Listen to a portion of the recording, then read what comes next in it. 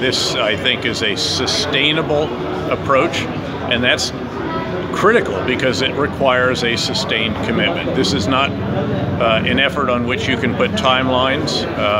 Any actions with respect to forces and drawdowns, it's well known that I felt that the drawdown was certainly faster than I recommended when I was the commander of the International Security Assistance Force in Afghanistan.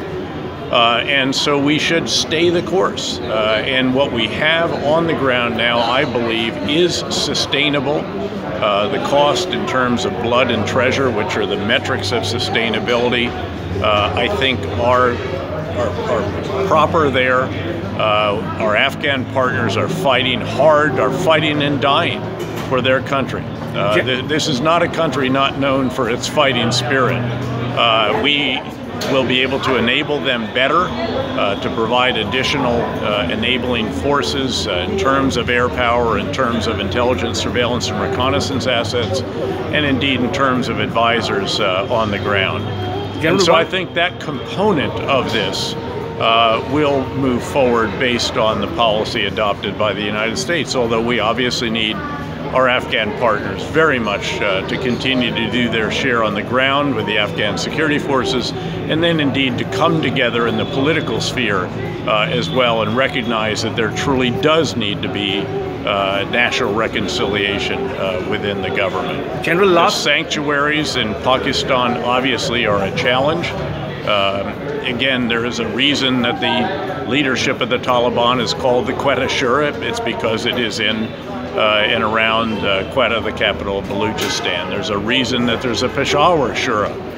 Again, obviously reflecting the fact that others have sanctuaries in North Waziristan. So that is a huge challenge. I remember doing an assessment for the Secretary of Defense of the United States in late 2005 on the way home from my second tour in Iraq as a three-star general. And I went back and made a slide that showed the differences between Iraq and Afghanistan. And foremost among them was that the leadership of the enemy was beyond our grasp in Afghanistan. They are obviously, again, in North Waziristan primarily, and then in Baluchistan.